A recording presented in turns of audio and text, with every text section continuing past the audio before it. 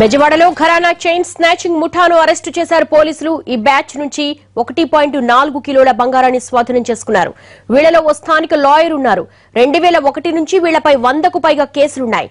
ఈ కరుడు గట్టిన కేటుగాళ్లు అడ్డొస్తే ప్రాణాలు తీయడానికైనా వెనకాడేవాళ్లు కాదని చెప్పారు పోలీసులు.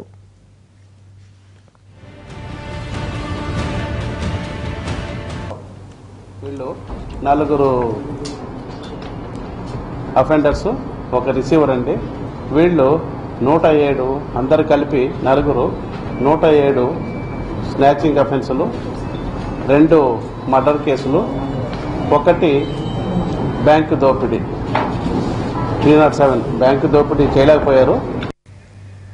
ఘరానా దొంగల అరెస్టుపై డీటెయిల్స్ మా ప్రతినిధి హరీష్ నడి తెలుసుకుందాం. హరీష్, ఘరానా చైన్ స్నాచర్ల ముఠా అరెస్టుపై మీ దగ్గరున్న సమాచారం ఏంటి?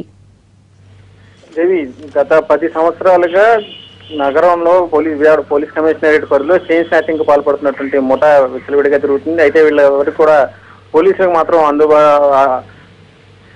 మాత్రం చిక్కుకోకుండా చాలా చాకచక్యంగా నేరాలకు పాల్పడటం, ఆ తర్వాత బంగారాన్ని అమ్మేసుకోవటం, వాడుకోవటం, జల్సాలు చేయటం, ఇదంతా కూడా అందరికీ కూడా చాలా ఈజీ అయిపోయింది. దాదాపుగా 4 నిందితులు ఈ ముఠాగా ఏర్పడి చైన్ స్నాచింగ్ పాల్పడటం, అదేవిధంగా చైన్ స్నాచింగ్ నుంచి ఇంకా ఎక్కువ నేరాలు చేయాలనే ఉద్దేశంతో 2 మర్డర్లకు కూడా పాల్పడ్డారు. ఆ తర్వాత 2 ఇళ్ల దోపిడీకి కూడా పాల్పడ్డారు.